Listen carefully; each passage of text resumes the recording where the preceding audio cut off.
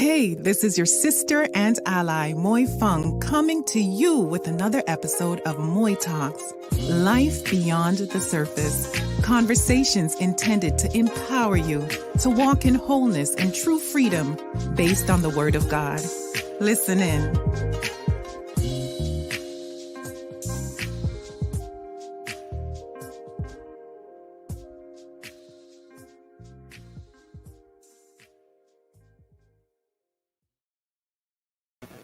Hey everyone, happy January 31st. This is your sister and ally, MOY FUNG. It is episode number 4. And boy, do we have an amazing conversation that awaits us. First, I want to say Rick White Beats. Thank you so much. I absolutely love my intro and my outro. My beats were provided by Rick White Beats. Thank you so much. And I just want to big up Dr. Vibe and the BIA media. And I have an amazing conversation, as I mentioned to you. I hope you guys are all doing well. I can't see who is watching, but for those of you who are watching, please feel free, if you're watching on Facebook or YouTube, feel free to just drop me a note. Let me know where you're watching from. Thank you once again for taking time out of your busy schedule to watch your sister and ally, MOY FUNG. And I truly hope that these conversations inspire you to become better. Now, today we'll be talking about childhood trauma. And I have an amazing woman who has experienced childhood trauma herself. She's a mental health advocate, and she's an author of her upcoming book, One Last Cry. And I won't spend so much time with introductions because you will see what we have in store for you. If I can just get Karen Samuels on screen with me. I also have Dr. Cassandra, who will be joining us shortly. But in the meantime, please say hello to my friend here and guest, Karen. Say hello. Good evening. Good evening, everyone. Good evening. How are you feeling, Karen? I'm feeling anxious a little. I'm feeling excited. Yes. I'm feeling a little nervous, revisiting back a place where I thought I would never go back to, but needed to heal. Just I'm ready. One word, I'm ready. Absolutely. Now, thank you so much for joining me. I think, I just want to commend you for being so bold to share your story, because I know many of us, we live in that sort of shame from childhood, from the experiences that we face as children. But as you know, I'm a coach, and I love entrepreneurship. So that's what my focus is on the outside. But really and truly, I take a holistic approach. So I always deal with things from the not the surface, but from the root of stuff. Because I don't think it's easy for us as individuals to build a brand or a business or whatever we want, write a book, whatever it is that we're doing.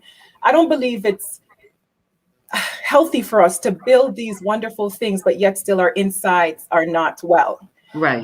So when I met you, Karen, good evening. When I met you, Karen, you hired me to be your coach, to write your book. Yes. And I want you to just tell me about all of that. Tell me about, what your intentions were in the beginning and the reason or your inspiration for wanting to write that book. For me, it was at that point where I wanted to write the book. I wanted to tell my story. I wanted to tell what was happening to me at the time where all this mental challenges, mental illness was not as prominent. And another thing, I wanted to get back at my mom. I wanted to get back at the family that I felt the bitterness to. I wanted to get back at my sister. I felt abandoned. I felt, well, what about me? And I was bitter to some of the things that I heard that was being said about me, that were coming from not strangers, not friends, but family members put it out there. So the book started out to be bitterness.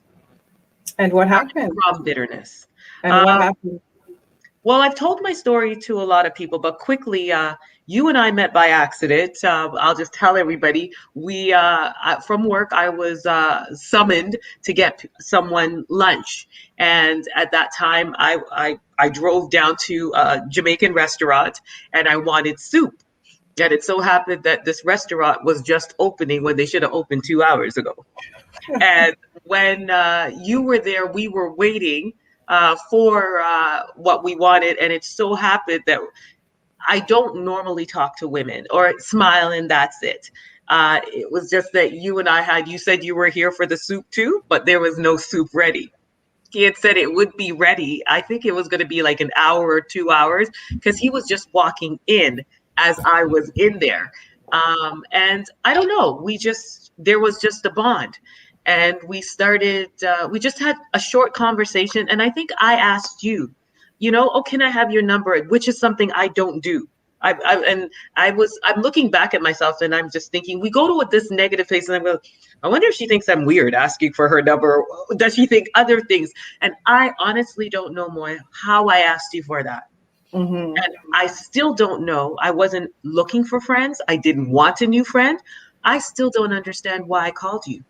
Mm-hmm. I just said, take a chance. And I was at the point in my life now where just taking chances, just take a chance.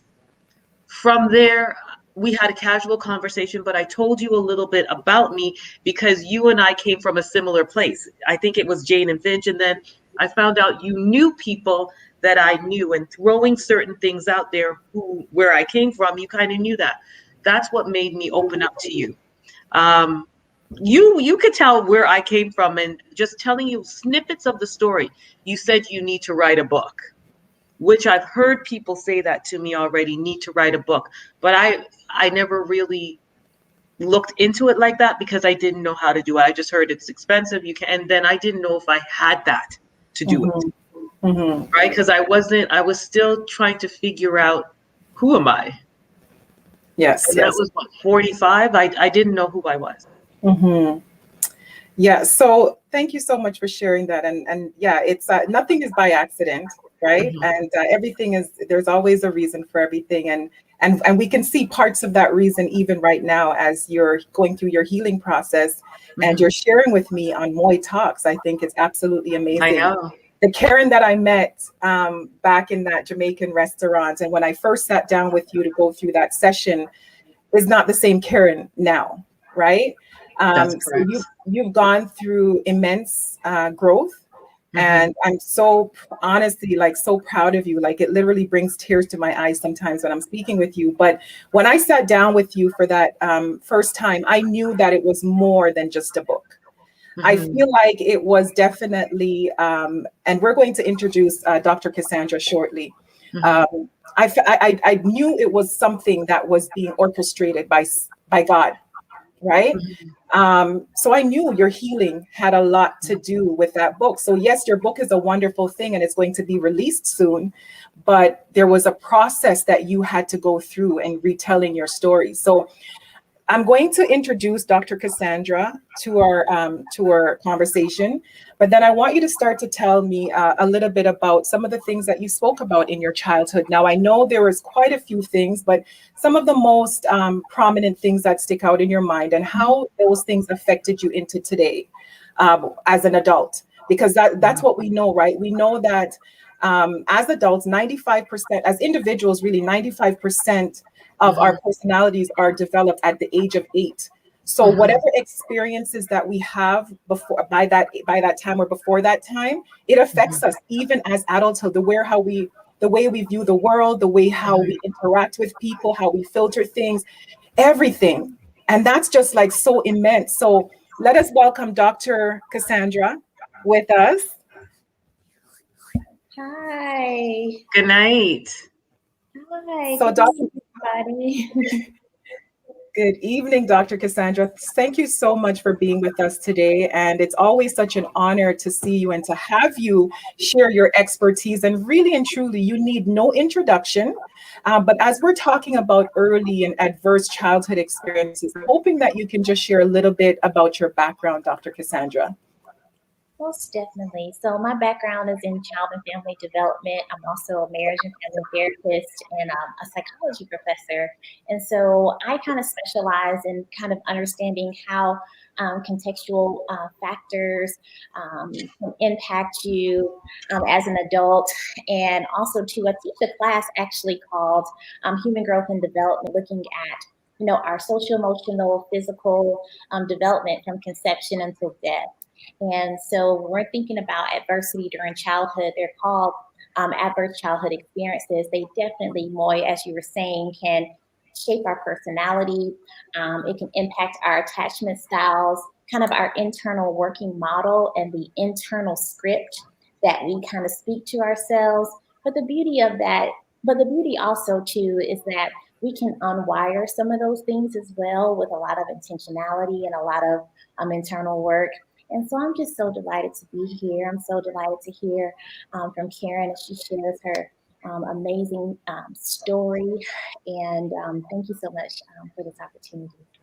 Oh, it is such an honor to have you. I love you. You know that already. You're my sister, and I look to you for the professional advice and guidance. So thank you so much for that. So, Karen, my dear, so if you can just share a little bit with our audience members about some of the experiences, how you can see them now as an adult being related to how you behave now, right? Some of the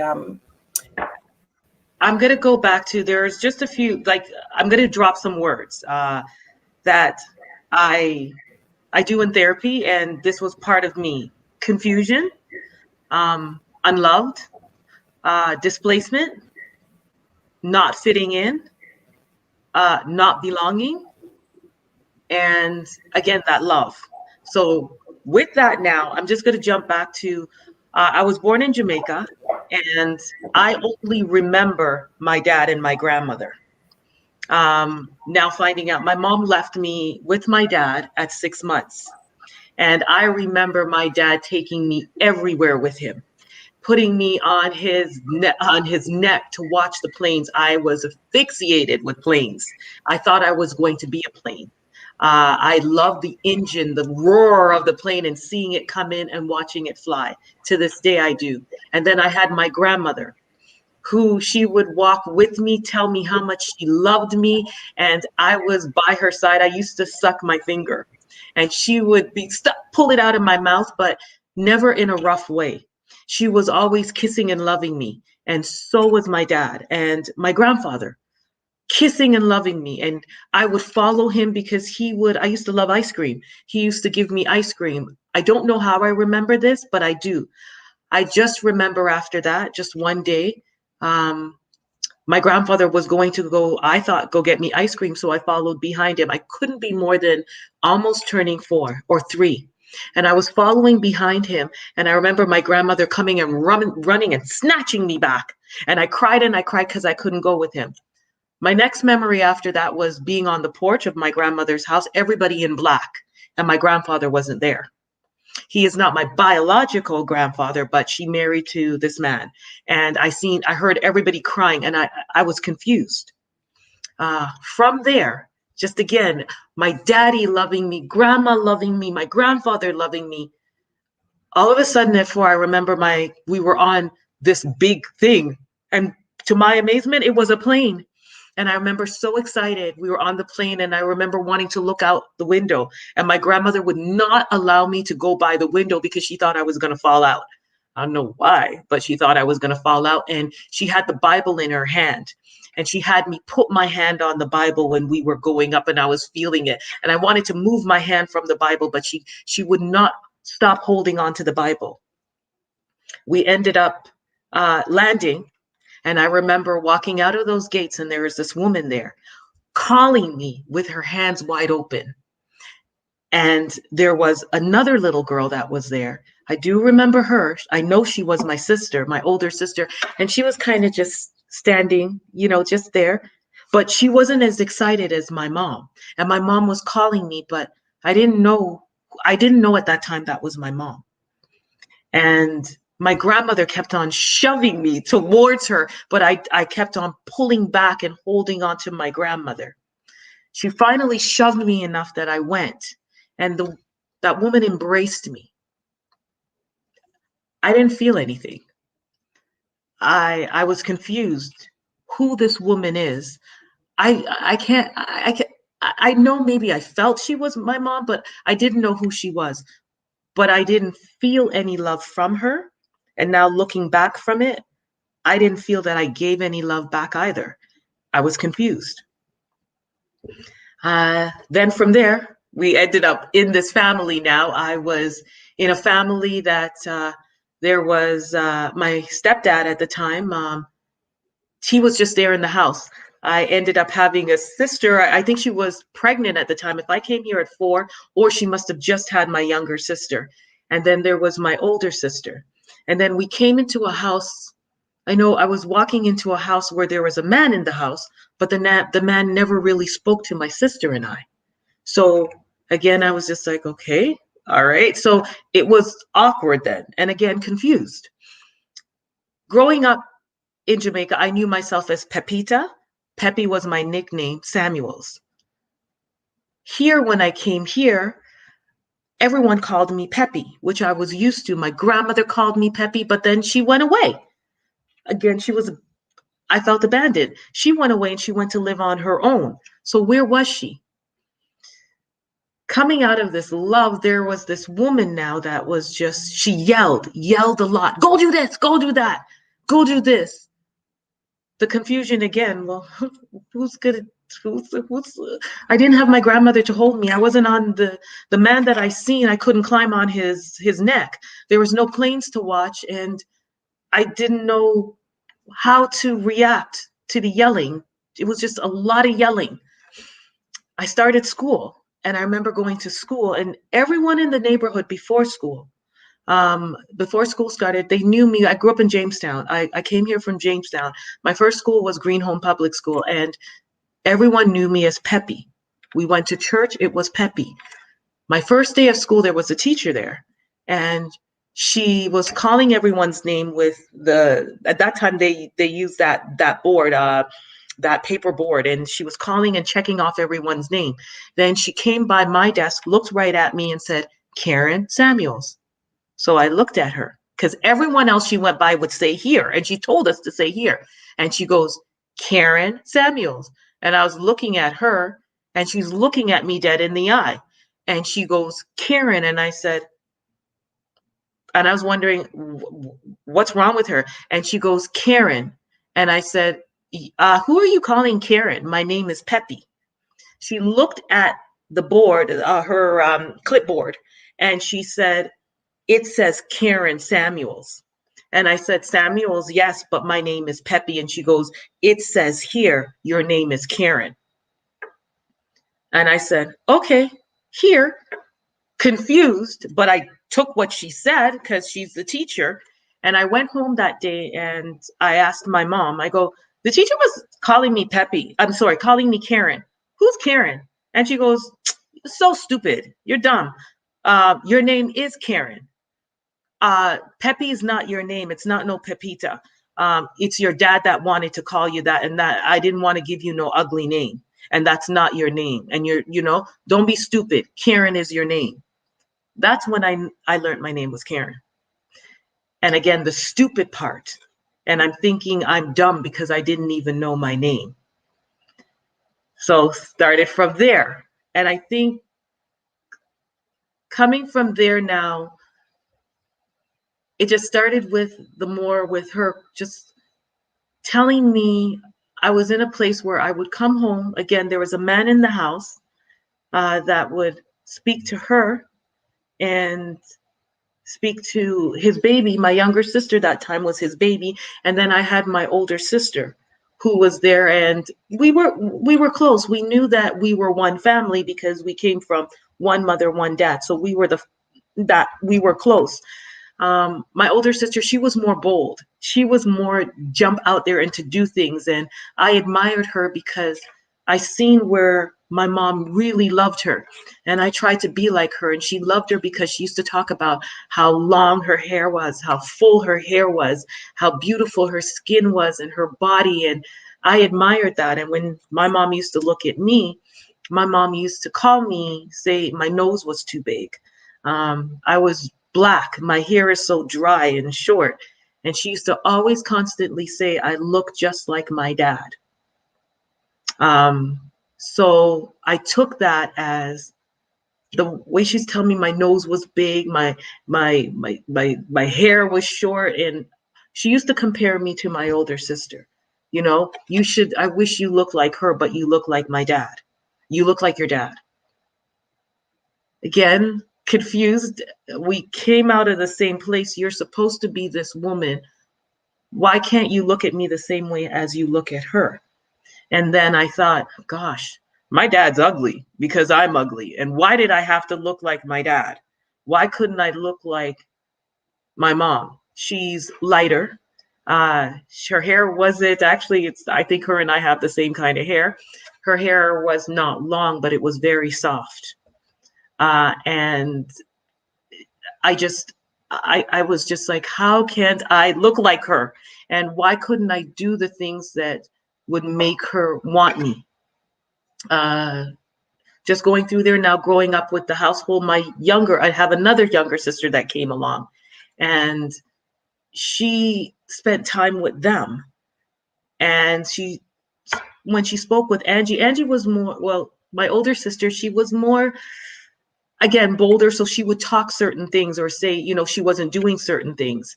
And I admired that because I couldn't say that, because I know my mom started with the beatings with me. She started hitting really hard. There was one point where my older brother was there too. But he had left the house. And when he would come over and see the way that she would come at me to attack me, he would jump in the middle, even hold her hands, leave her alone, and tell me to run, like, tell me to go, right? And to calm her down. Looking back now, realizing my mom, she had some anger issues. And I think I was just the one to take it out on because I didn't speak up. I did prefer for her to hit me as long as she stayed silent. Because the words that she would say, again, ugly, black, big nose, you look like a monkey, you big nose brute, you look just like your dad. It just wore on me. Then my grandmother, she again was on her own, and I was kind of a little bit bitter. Why didn't you take me with you? She would come and take me over to her house or take me to work with her. She used to clean for a very affluent, I'm not sure if he's a lawyer, I can't remember, or a doctor, but they were a very affluent Jewish family on Bathurst, and she used to take me with her to clean. And I remember the first day she took me, she told me to hide because she didn't want them to know I was there. And the kids found me, and I ended up playing with the kids to clean.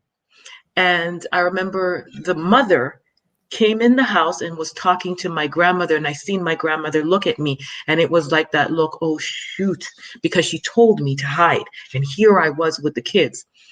Then I see my grandmother laugh, and the woman laugh, and then the woman came by, and she's like, oh, okay, you're coming back again, right? And my grandmother pulled me, put my stuff together, and walked out. And then she told me, the woman wants you to come back because she's never seen her kids clean like that. And she goes, she wants you to come back because the kids can clean. Nice. So Karen, let me just interrupt you for a moment. I'm so sorry. Because what we do want is that you keep it to a minimum as well, because we know we have a book coming out. We have no. I think your story, it's captivating, right? So it really draws us in, and I really do thank you again for your boldness to share. And again, we share these conversations solely for the fact of just sharing with others our stories so that they can understand and they can be empowered, right? Many people are living in silence and they don't know how their behaviors now, where it's stemming from, right? A lot of the times don't know, right? So thank you so much once again for sharing. I do want Dr. Cassandra to come in, but I think you've really, I mean, if that was all you experienced, that is enough for a child to be traumatized.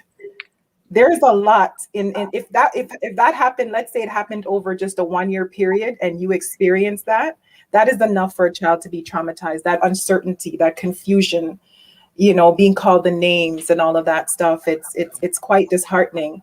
But Doctor, you know what, Dr. Cassandra, can I just bring you into this part of it?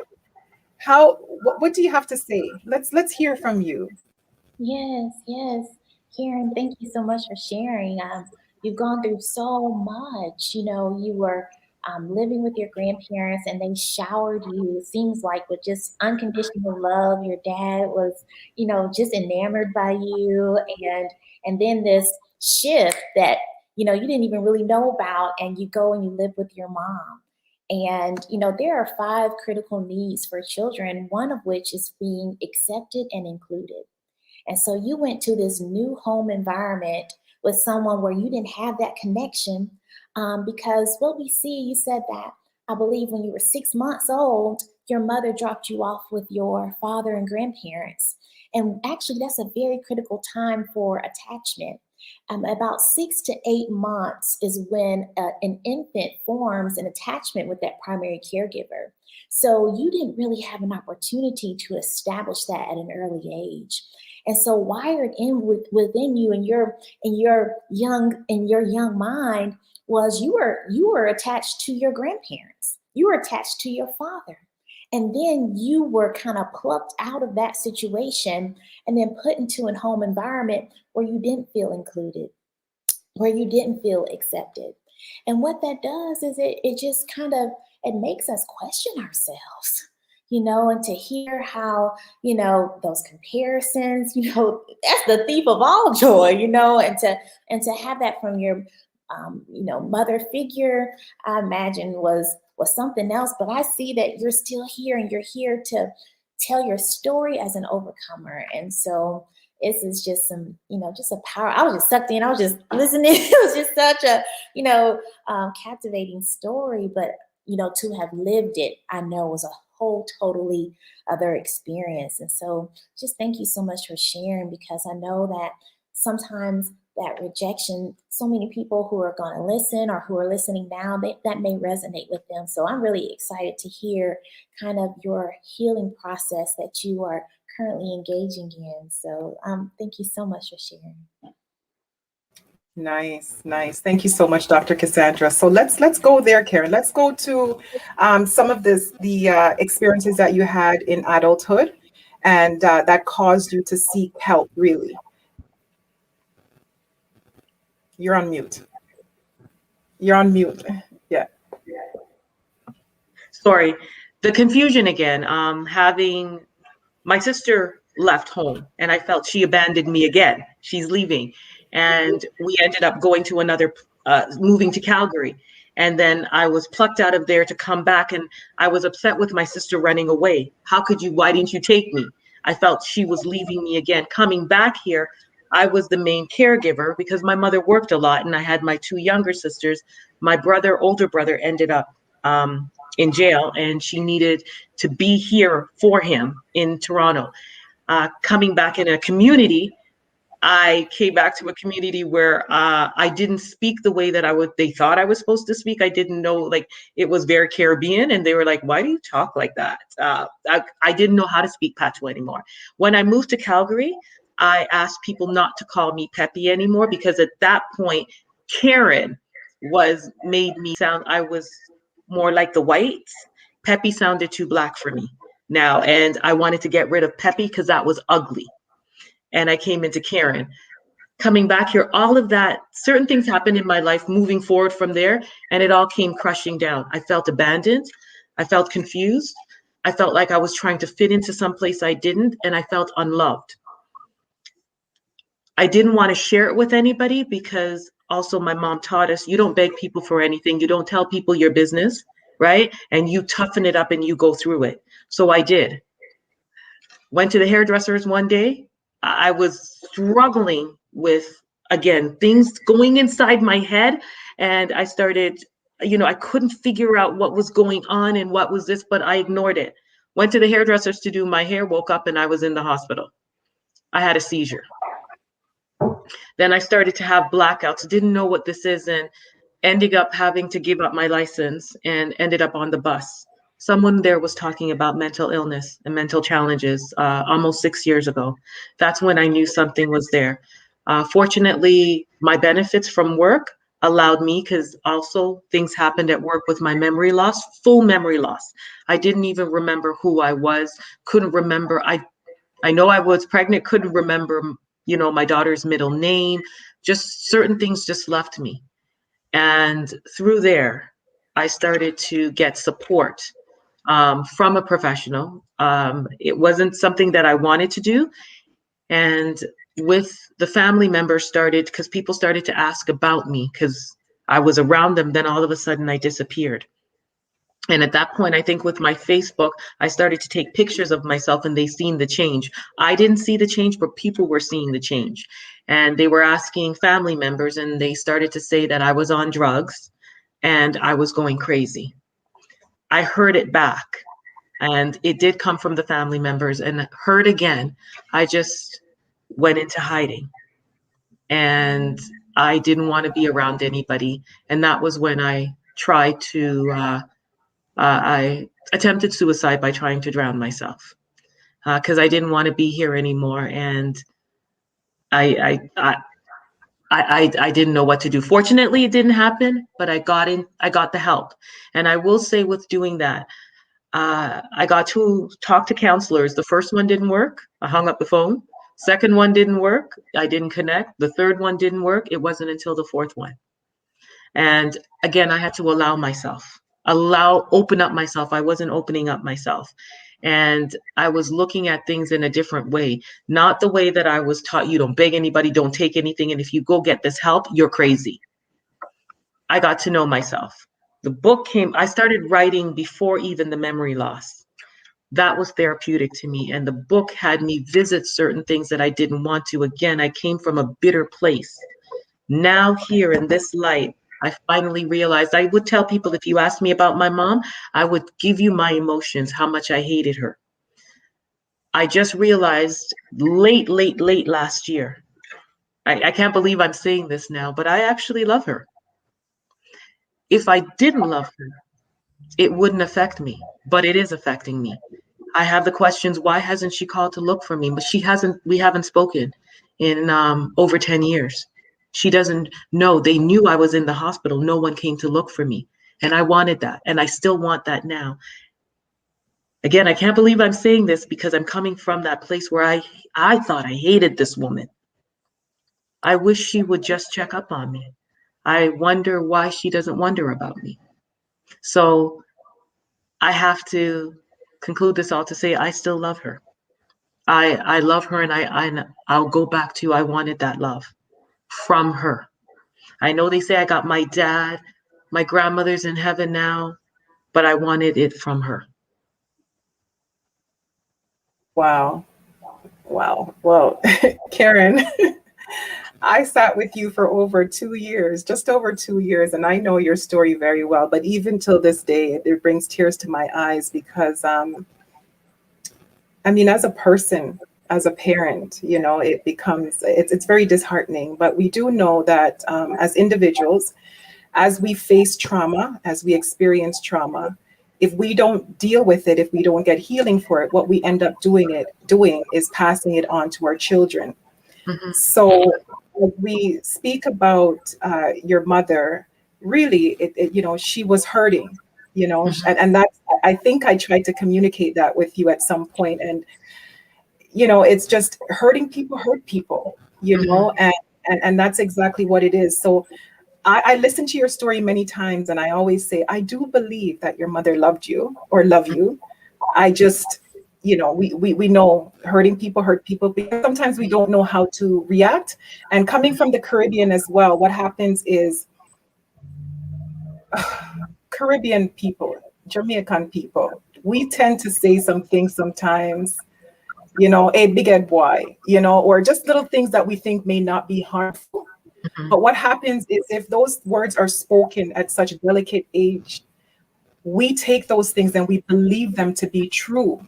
Mm-hmm. We grow up to be adults and we believe those things that were lies that were told to us, but we believe them to be true. Hence all the insecurities, all the sensitivities, all the everything that comes with that, because there's the rejection, the abandonment, the verbal abuse, and the physical abuse for some of us, right? So I can definitely appreciate where you're coming from. And I think, once again, that you've definitely come a far way. And again, we know that as you're healing, we're not trying to make anybody look bad. You're just sharing your story so that you can empower others as we move forward, because you're definitely at a place where you recognize that you wanted to be like your mom, and here you are, you're using your pain and turning it into something greater. It's become so purposeful in your life, because as Jamaicans, we always say that who feels it knows it. You know what it feels like to be abandoned.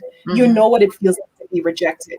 Now, there's another little girl who might be faced with similar issues, and she's able to listen to this. She can say that, or she can think that she's not alone. And there are other people that are faced with this. Now, apart from the counseling, what are some of the things that you did to get to a place where you are today, where you've now become a mental health advocate? Your book is almost done; it's ready to be released. So what are some of the things? Well, I would say one important thing. I grew up in church. However, I didn't understand church, and I was very bitter with this person they call God, because I'm just like, oh, for this man to everyone talking about how he loved everybody and everything like that, then why would you place me in this family? And then at church, I grew up as a 7-day Adventist, and we always used to have church lunches or sleepovers, and I was always sleeping over friends' home where I felt their family was perfect. There was no yelling. Mothers were saying that they love their kids. I can tell you now, I never remember my mother hugging or saying that she loved me, but I was placed into families when we went from church and hearing their mothers and their fathers hugging them. I went to live with a family that I thought were weird, because why wasn't the yelling? And the mother would ask kids which she'd ask me when I came home, how was my day? I was like, who does this? But I loved it. But I felt that God was punishing me. And I just cut myself off. Didn't want to hear nothing for the family. I ran away at 17, and I decided I was never going to go back to church. And I was angry at him. You came into my life, and there were other people that tried to talk to me about God, but when I was going through certain things, they were just telling me, go read my Bible, which I didn't understand, or they told me I had demons. Then I remember the first day you came along and you said you wanted to pray first. You don't know how that annoyed the heck out of me. Because again, I was in that place, oh God, some gaudy thing. And I think I even told you, I don't want to be put in God or say that right now. I just don't, because I felt it thrown down my throat. Now I'm standing here now. No, I don't go to church. And no, I'm not one of the ones that's going to read you these verses, because I don't read the Bible.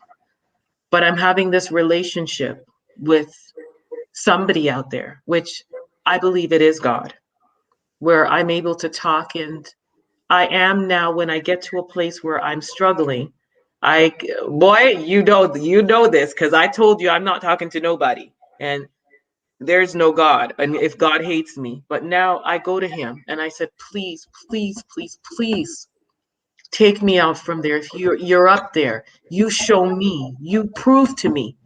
And I've seen him bring certain things into my life. But I'm not going to say everything I want comes, but I'm patient and I have to trust him. I still fear, but I am learning more to talk to him on my terms, not on anybody else's terms. Bringing other people into this, like pastors that have come to me, and I'm confused. I'm understanding the relationship with him and I. It's not confusing. It's not forced. I'm not trying to say yes to anything, and I'm doing it on my time.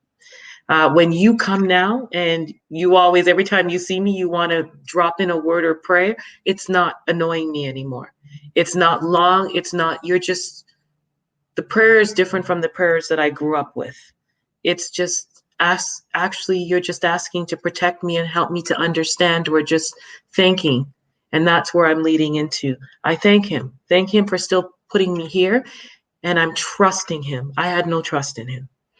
And again, I don't want to say I'm not this. I don't go to church. I don't even know what I'm saying, but I'm learning to trust this person up there, or wherever he is, and opening up my heart and believing that what people say, he has something out there for me. My heart is warmer now. where I don't think I had a heart before. I'm glad. Thank you. Dr. Cassandra, did you want to add to that?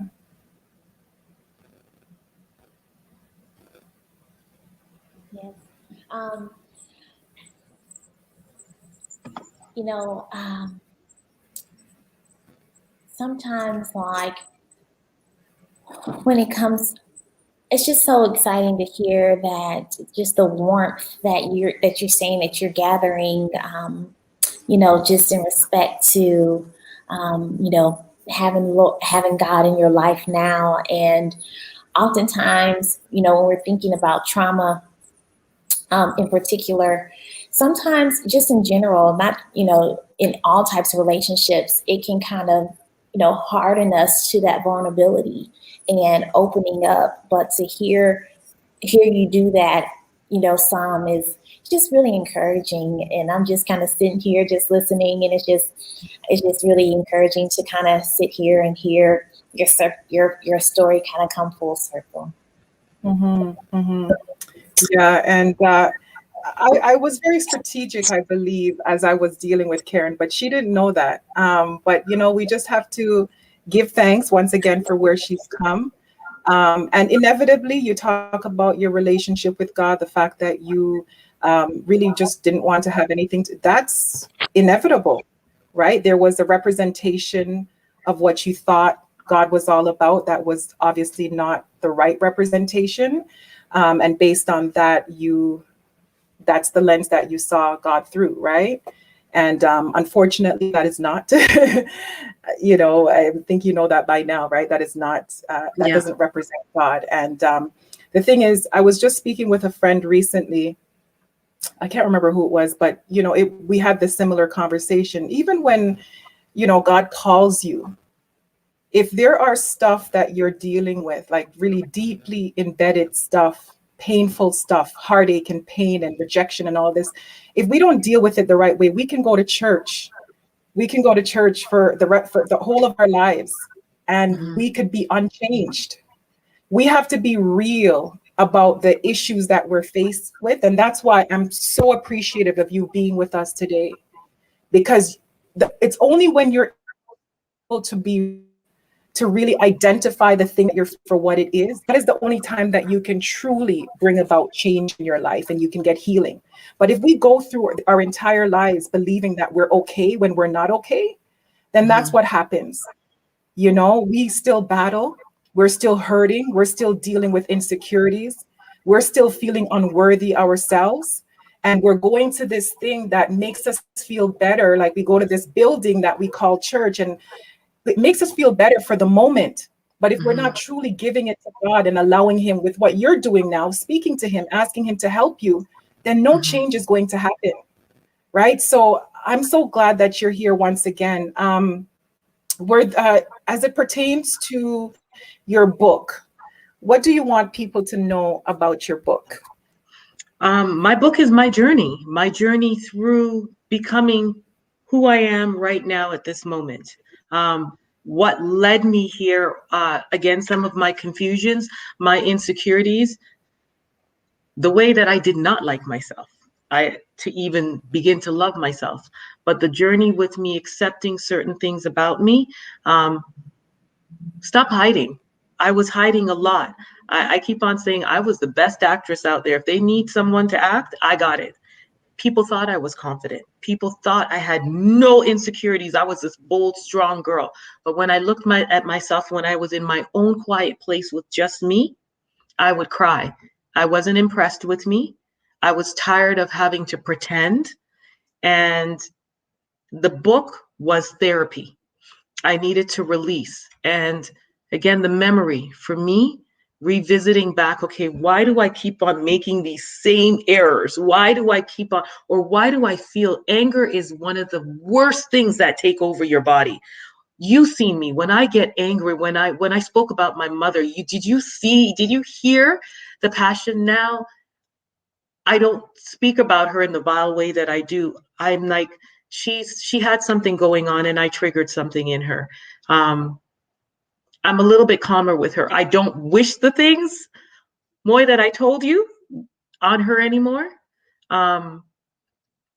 It still hurts. I'm not going to tell you everything it still hurts, because I still feel a sense of abandonment. I still feel that she doesn't love me, but I'm okay with loving her. I don't know if that's forgiveness, because I told you I can't forgive. I don't know if that's forgiveness. I'm at the place now, Moy, if she needed help, I probably would help. And you know where I was at the last time. I probably wouldn't, with everything there. But I'm hurt. I'm still hurt, but I think I'm healing. And this is where this book comes in. And again, that one little girl, I want to share to that one little girl out there, you're going to be okay. And it's okay to talk. It's okay to say something is not right. I hid it too long, and maybe I could have healed faster. I could have prevented certain things if I had just spoken and trusted someone. Right? And there was someone there that looked like me that I could relate to. And the one last cry is because I'm tired of crying. So this book is my one last cry.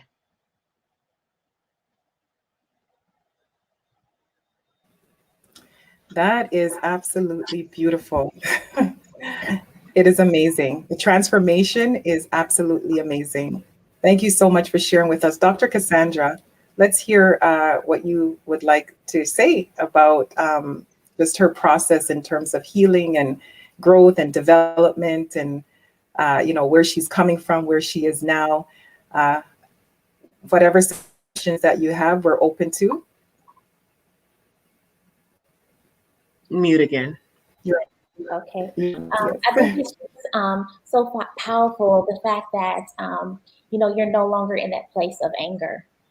Because oftentimes if anger is overshadowing us, just like you were saying, how the power that it can have, even with the power that it can have over our physical health, that is an indication that you are progressing along in your healing journey.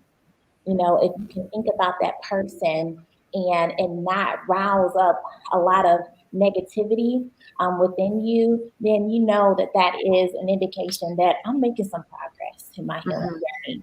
And even, there were a few researchers at the University of Tennessee, and they were looking at how, what was the most powerful way that it was the negativity. It was the negative affect that has a profound impact on our physical health, whereby it can negatively impact our immunity. It can literally cause pain in our bodies. And it's that negative emotion that literally keeps us tied to the pain of the past.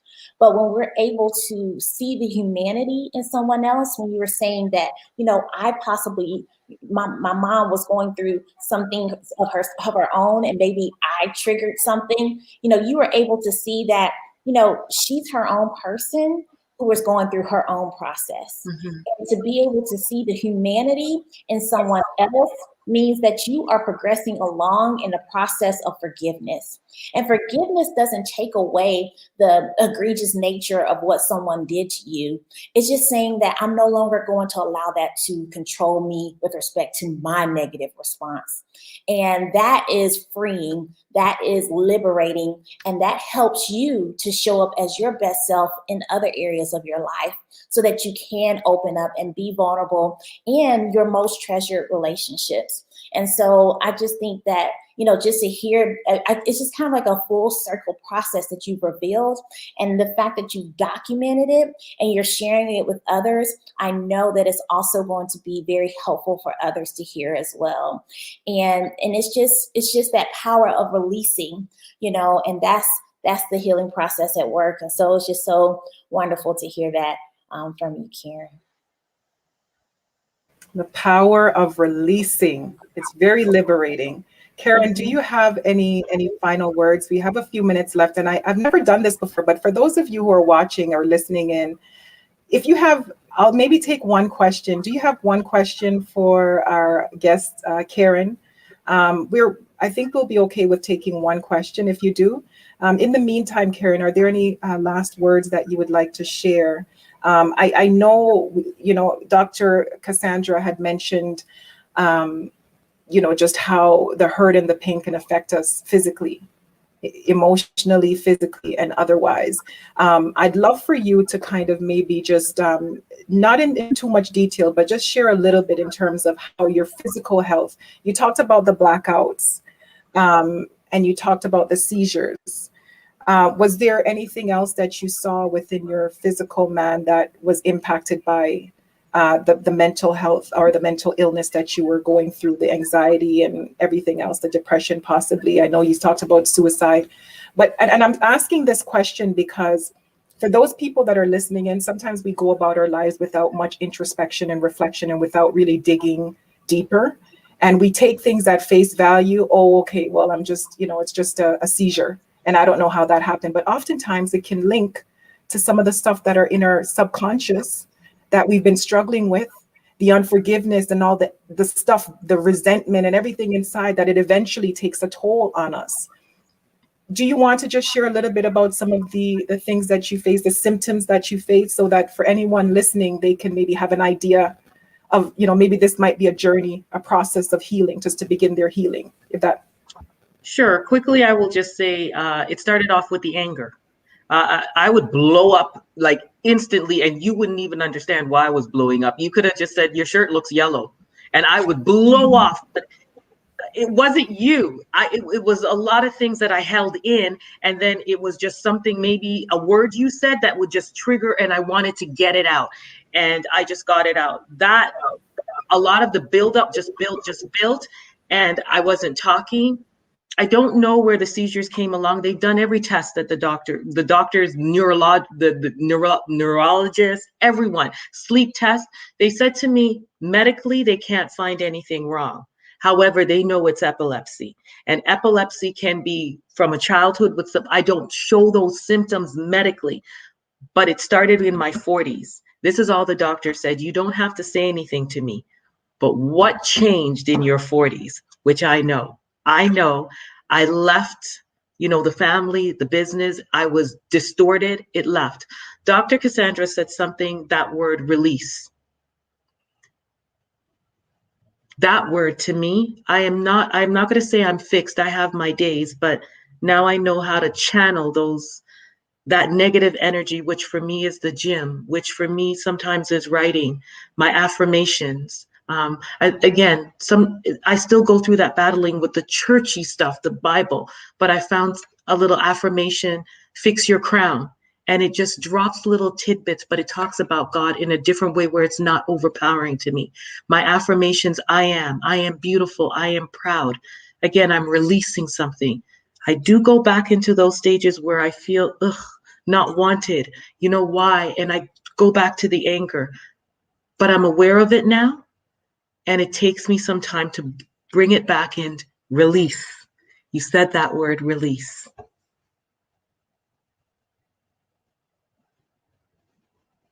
I love how thank you so much for that. And that's quite enlightening, really. And I love how you talk about you were super sensitive to everything. Like someone could have said, well, your shirt is yellow or whatever, and just blew up. You have individuals who are very super sensitive, that no matter what you say to them, they're easily offended.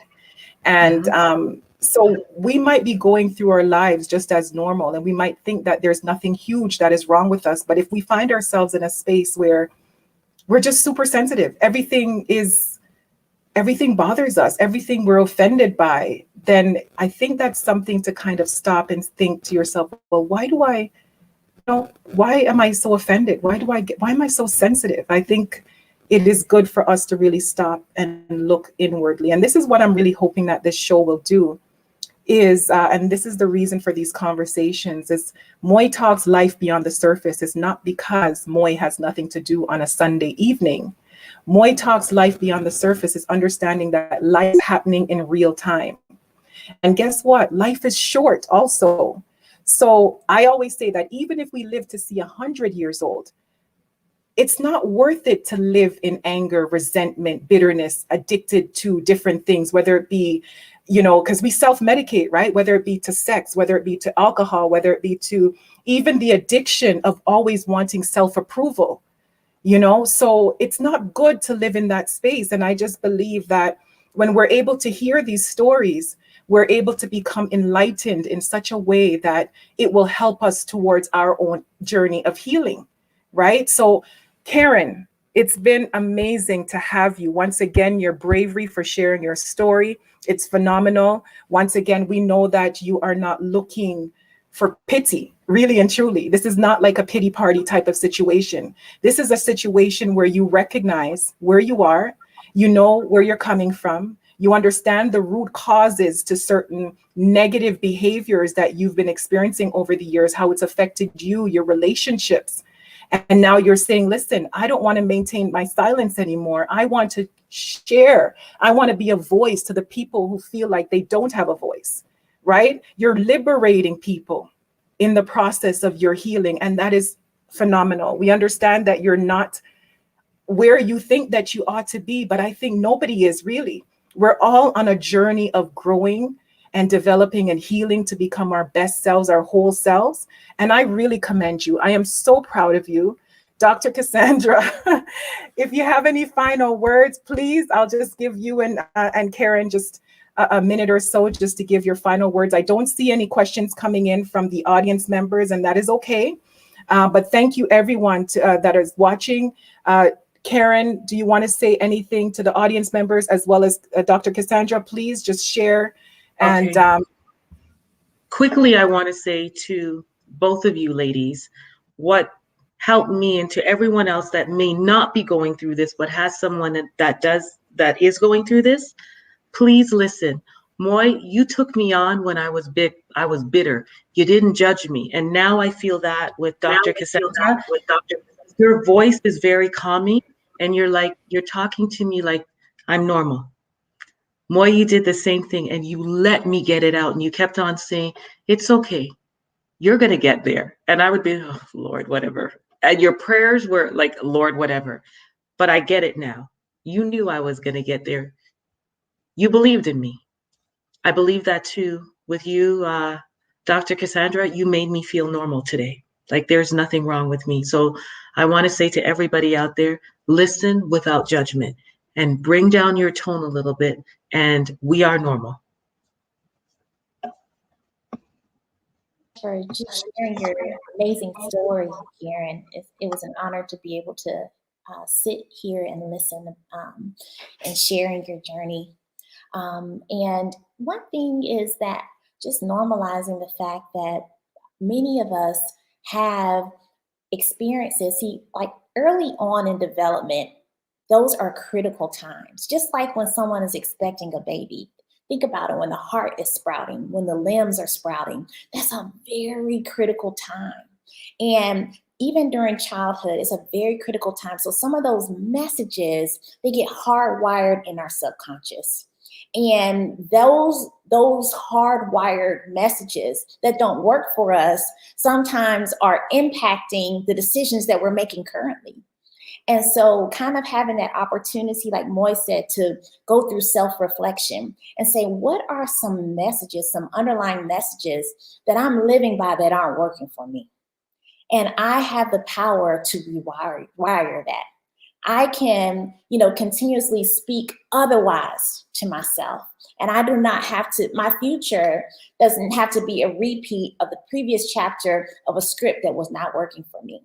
Now I have the power. Now I'm older, and those people don't have a direct hand.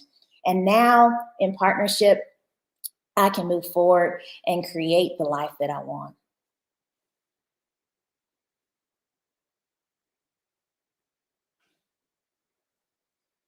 Jessica Blake says, it's past, I can't. Thank you so much, Dr. Cassandra. Really appreciate that. Jess, we'll close it off with this. Thank you for making yourself vulnerable and sharing. This will help many people who are struggling with painful memories, difficult relationships, and forgiveness issues. Thank you so much, Jessica.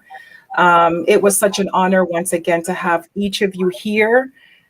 I am just awaiting just the results. I know, Karen, your book will be out in just a short few weeks.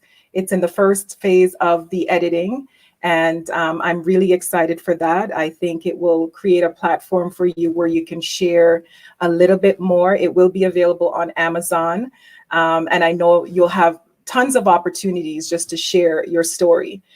So thank you once again for being with us today and being so vulnerable. And I'm just so in awe right now. I'm really in awe with where you are and where you're headed. So thank you so much. God bless each of you and everyone who is listening, who will watch this on the replay. This is it. This is episode 4 of MOY Talks, Life Beyond the Surface. If you enjoyed this episode, what I'd like you to do is just leave a little comment below this video, whether you're watching on YouTube or on Facebook, and please do share with someone who you think this would be of benefit to. Thank you so much for watching. Until next time, God bless you. I love you, and be safe and take good care of yourself. Take care.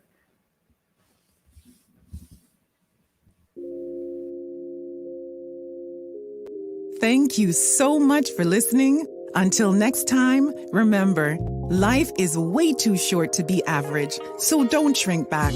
Don't shrink back, Masay, and compete with no one other than yourself. Be excellent at whatever you do. Enough love from your sister and ally, MOY FUNG.